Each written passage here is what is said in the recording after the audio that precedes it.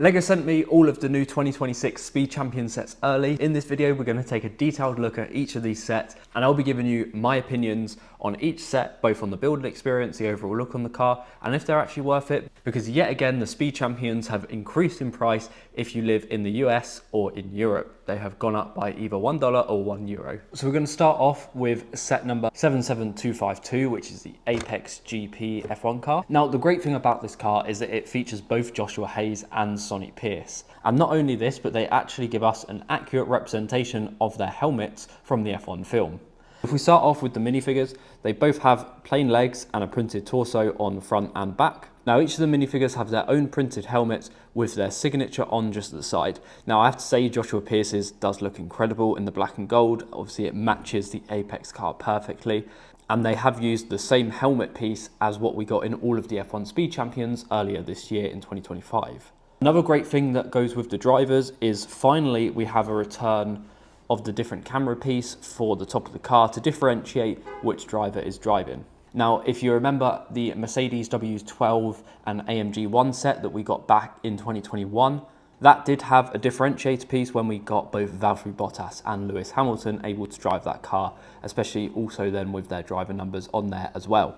Now, of course, we also have Sonny Hayes here as well with his helmet, which is really nice. I think this is aqua blue, this color, very, very nice color. And again, he's got his signature on the side there as well. And he's got a lucky number 7 also. If we move on to the actual car itself, there is some nice design changes on here, but overall it's very, very similar to the 10 F1 teams that we got earlier this year.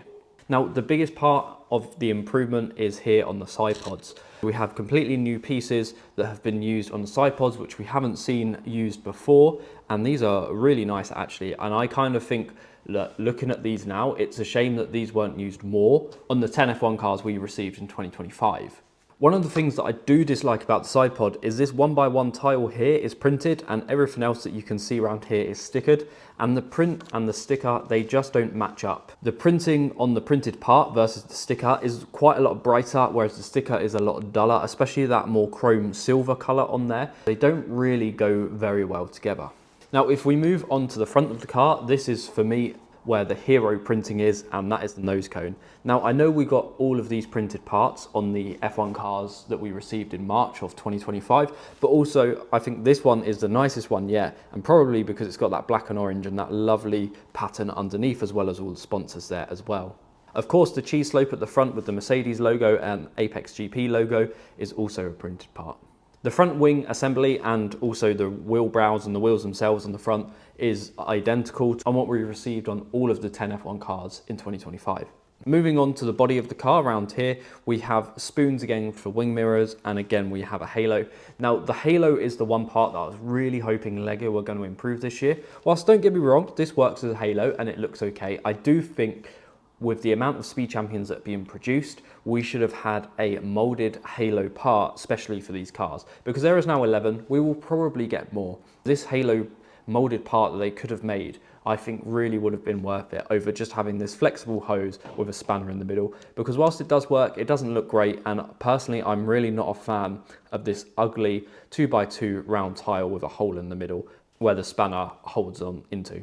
Moving on towards the back of the car, we have these same curved pieces that we got in a lot of the other F1 cars. If I show you on the Mercedes, it's pretty much the exact same part back here, although on the Apex car, these two parts are reversed, whereas on the Mercedes, it again does have, sorry, I don't actually know the name of this part, but the part that goes up towards the rear wing, again, it's this very ugly part. I don't think it works very well at all. I don't think it looks anything even remotely lifelike. And I think this is another part that we should have had molded specifically for these F1 cars, because LEGO have produced these 10 F1 cars in such a ridiculous quantity that I think having a molded part would have been money well spent on these cars.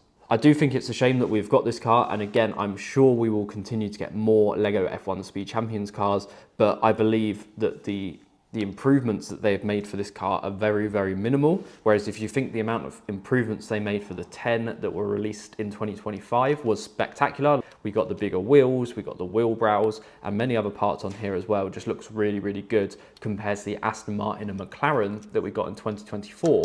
There has basically been very little improvement for me on this Apex GP car. Obviously, I do think the side pods, as I mentioned earlier, are much better, but other than that, I don't think there are any improvements. Finally, onto the rear of the car, the rear wing assembly is exactly the same as the Mercedes and all the other 10 F1 cars, so there is no difference to talk about there at all. Overall, I do think it is a very nice car. I really like the gold pieces on it, especially again around the side pods where that actually works very well. There's no stickered elements, it's just the color of the Lego pieces. So overall, I do think this car is good. I do think it's a shame that there were not more improvements made to the cars other than really the camera part on the top there. Now moving on, set number 77253 is the Bugatti Vision Gran Turismo. This set is one of the smaller sets at 284 pieces, and it's also actually quite stumpy. I didn't realise this until I'd had it built, and I don't think the box art really does it justice. But if you do compare it side to side to another Speed Champions car, it is quite significantly shorter. The minifigure that comes with this car, again, as you would expect with Speed Champions, very basic printing. It's got a little bit of printing on the front and a very small amount of printing on the back. We have just plain legs, and we also have the older helmet piece here as well, not the newer one that we got with the F1 cars. In regards to building techniques, I think that this Bugatti car is actually my favorite from the entire wave. I think there's some really interesting parts in this car. Let's first talk about the front of the car, because I do think that's the one part that's a little bit disappointing, actually, because I do think it is inaccurate. You can actually see on the front of the box where they've got a picture of the Bugatti Vision Gran Turismo in real life, where the front of the car has this big overhang. So it is essentially the front floor, which are made up by these wedge plates at the front, whereas with the Lego car, it's pretty much exactly flat to the top part, which I do think is quite inaccurate, and it almost needs to come out by maybe another stud or just half a stud. I do think that is a little disappointing, and they do have that design wrong, which I would say personally is not something that happens very often with Speed Champions cars. We do have a very nice printed piece of the Bugatti logo at the front, and I love it when Lego does this, because for me this is showing like that respect to the manufacturer of, you don't have to just have a stickered logo where the quality isn't as good, but they've got a fully printed part here and it looks really, really nice. Speaking of really nice prints, we also have these Michelin tyres. Now these are the first printed Michelin tyres we've had since the Williams Technic F1 car from, I believe it was 2002. So been 24 years between prints of Michelin tyres, which I kind of think is quite funny with the amount of cars Lego has done over the years. Again, speaking of Michelin and prints, this 1x1 tile, which features on both sides of the car, is also printed, and you get a spare one as well, which is quite nice. I know for me, I'm definitely going to be putting that aside, and I'm sure I will use it in a build in the future. For the underside of the car, it's quite plain and quite standard of what you would expect from Speed Champions. We have this larger molded piece, although I believe this is a new mold for this year, where they've added in this line in the middle. Whereas before, this used to be quite open, they have now added in this line, which for me is going to be actually a pain, because I use these parts here to mount my cars onto my stands, as you can see behind me, so I'm going to need to come up with a new design to fix that problem. Moving on to the side of the car, this is possibly my favourite part of the car, because we've got these very nice angled doors that go in, and we also have the iconic Bugatti curve going around here, which has been created by using a hinge brick. And then moving on back towards the engine, we have a very nice chrome silver part back there. And this is one of the most interesting building techniques of the car. We can lift this up, and with these tiles in here, they are just connected by one stud each underneath, so they're quite free moving. So you can push this back over, and then essentially what you do is when you push that down, you can then split them apart. It perfectly fits to this piece in there, and it looks really, really nice, because then they're also at a slight angle as well. At the back, we also have the W16 engine, which is just a printed part on a 2x3 tile, which I do think is quite disappointing. I think it's about time Lego comes up with some kind of molded engine part. Now, obviously, it doesn't need to be a massive 16-cylinder engine. It could just be a 4 or 6-cylinder that is used standard on all cars. But I think by having a piece that can work as the engine in these cars, I think would look a lot nicer than just a sticker, because these are Speed Champions cars and the highlight of these cars are the engines. I do think that having some kind of molded element for an engine at some point is a direction I would like to see Speed Champions go. And speaking of molding and parts, we do actually have, I believe, a new part here. Now, I'm not really sure what to call this. In my notes, I've called it a 2x2 tile with a slice taken out, but it is quite an interesting part, and I like the usage there, and it does show up in the other sets as well. Moving on to the rear wing, I think it looks pretty good. It's better than some of the other cars. I think the wings on some of the other Speed Champions from this series is actually part of my disappointment, but I think the Bugatti has been done quite nicely. We've got the Bugatti logo, we've got a little French flag, and we've got the stripes going down there as well. The back of the car does look very cool. We've obviously got quad exhaust there, and that has been created using these binocular pieces. And then we also have this really nice diffuser down the bottom there, which we get on a lot of Speed Champions cars. And this is quite a basic design, but actually I do think it works very well. Now, above where you see the exhaust, we have some very, very nice printed pieces of another Bugatti logo, and also the tail lights of the car have been printed onto the side of a plate. And it does look really nice, and I'm so glad that Lego does these printed parts on the side of these plates rather than having stickers, because I don't think it'd look anywhere near as good, especially that Bugatti logo. Overall, I'm very happy with this car. I think it's a great build, probably the most enjoyable one, and with the most interesting techniques out of the whole wave. Even the details like the little red door handles in there just look absolutely incredible. Now we're going to move on to the third set of the wave, which is the Ferrari SF90 Stradale. This is set number 77254 and comes with 339 pieces. By far this has the most parts of any set in this wave, but I do believe that's mainly because there are more small parts in this car. The minifigure in this car again has a standard crash helmet piece, no printing on the legs or the arms, and a very basic torso printing on both sides there. Moving on to the car itself, unfortunately we do have a big stickered Ferrari logo, which I always think looks quite ugly, especially if you then compare it to these nice printed Ferrari logos that we get on the side. On the front of the car we have some very nice printed parts, again on the side of plates there with the black stripes going around, which looks very good. And speaking of printed parts, we also get printed headlights on both of these slopes going into the middle there as well. I do think the front of this car looks fairly accurate. It's nice and pointed like an SF90 should look, and it does have this nice gap in between the bonnet of the car and the floor there as well. Moving on to the wheels. Now I did think these wheels before I built it were just one piece where the tyre and the wheel was moulded together, but actually the tyre is separate. I think that was quite surprising for me because of how skinny it is. I don't think I can really recall a tyre being that skinny that you actually physically put on yourself. It reminds me similarly of the wheel piece that we'd get, say, in the Mercedes W12. Now on the side of the car, we do have the wheel arches, and all four do have this little print on it, which is quite nice. One of the highlights of the build here is we have a new cheese slope piece. I don't think it's been done incredibly well. I think it's just like a cheese slope, and it almost looks like someone's just put a knife through it.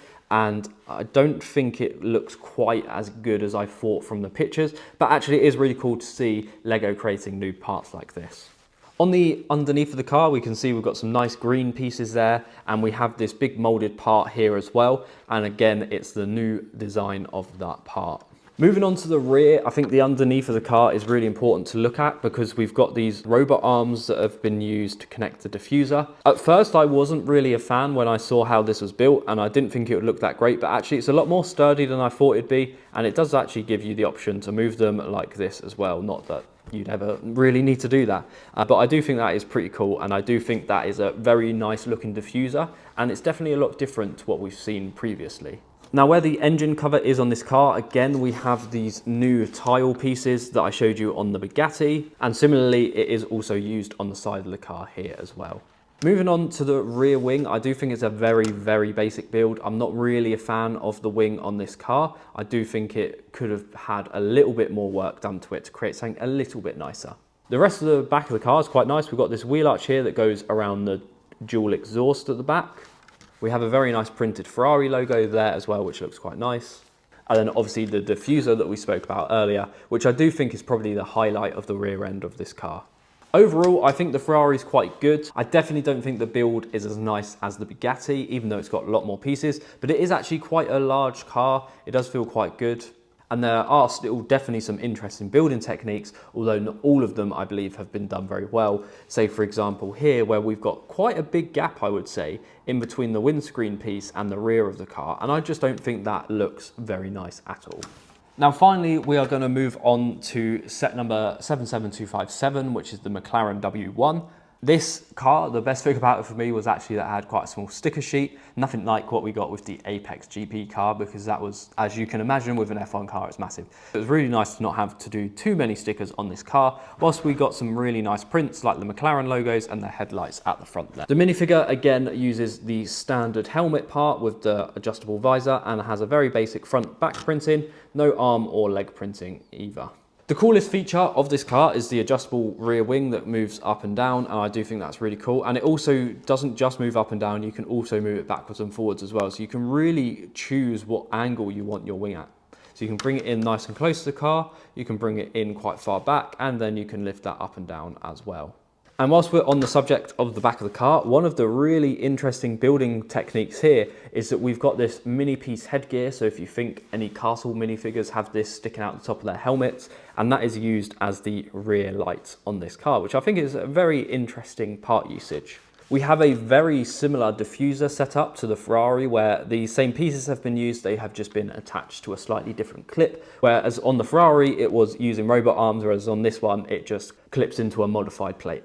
One thing I don't like about the back of the car is the sticker for the exhaust. I think we could have maybe had a molded part for this that could be used across multiple Speed Champion sets, but I guess that would be probably very expensive to obviously develop a mold, but I just don't really have any other answers for it because I just don't think this exhaust looks very good at all, whereas obviously a lot of cars in the Speed Champion series, we get brick built exhausts. I think having a sticker is a big letdown. We then have this printed part here at the back for the engine, and it is, again, it's quite a cool little technique because you can move that up and down as well.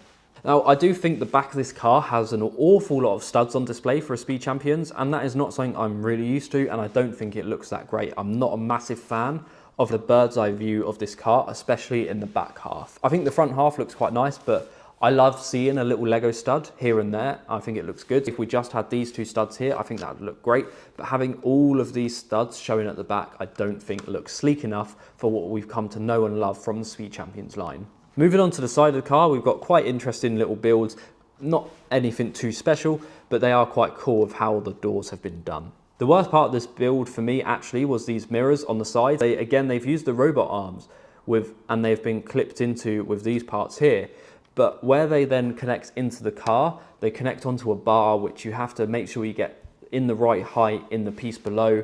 And I found it a bit fiddly, especially on this side, because you've got to get it in the right angle to be able to fit the door around it. And I did have to adjust that part and move it up and down a couple of times. But annoyingly, by the time I got to that part where I realized it was a little bit too low down, I needed to move it up a bit to make sure it could clip in at the right place. It was already time to put the door on. It was very hard to try and get in and adjust that. Make sure you do have the bar that is in there up high enough and don't push it right down like I did when I was building this. Moving on to the front of the car, this is where we've got all the stickers, or the majority of the stickers is all around here.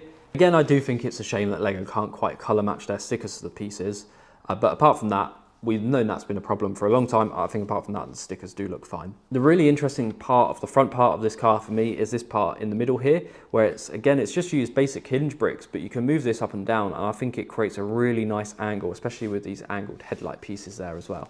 The rest of the front of the car I don't think is anything too special. Again, it looks like something that we'd know and love from a Speed Champions car, and it looks pretty good. But overall, I think the McLaren W1 is probably my least favourite of this 2026 Speed Champions wave, even if you do include the DeLorean and the Lightning McQueen as well. Now, overall, with the 2026 line of LEGO Speed Champions that we have so far, I do actually really like the line. I love that we've got them in January, because usually Speed Champions always come out in March and then again in the summer. But obviously we've got 6 new Speed Champions cars in January, and we're getting more in March. So this is a super exciting year to be a Speed Champions fan. I also love the diversity of sets. So we've got some movie sets, we've obviously got an F1 set, and we have like regular Speed Champions cars. I think we have a really nice mixture in this wave. Overall, my favourite car of this whole wave is probably the Bugatti, although the DeLorean is actually a really cool build there as well. Now, we're lucky in the UK that the price has not gone up again, but obviously if you're in Europe or America, the price has gone up by €1 or $1. But I do still think that Speed Champions, especially considering they are licensed as well, does represent some of the best value LEGO sets out there. Now, I know for me, at least here in the UK, we get these on sale all the time. The F1 sets are regularly on sale. Rather than being $22.99, they're on for like 17. And at that price, these cars are an absolute steal. They are so cool. You get a nice amount of building time, and they do also look really, really great on display. And for kids, they're definitely playable. With obviously, you can put the minifigures in and out, you can roll them. And then obviously like the McLaren, we've got an adjustable wing. I do think these have good amount of play features, and they do look great on display, and the building of them is always so interesting with all the cool little techniques that the designers come up with. Thank you so much for watching this video, and if you do have any opinions on any of these sets, please do let me know down below in the comments, and most importantly, do let me know which car you're most looking forward to buying when it comes out here on the 1st of January. And if you do enjoy videos like these, then make sure you subscribe to the channel, because I'll have more overviews on 2026 sets coming very, very soon.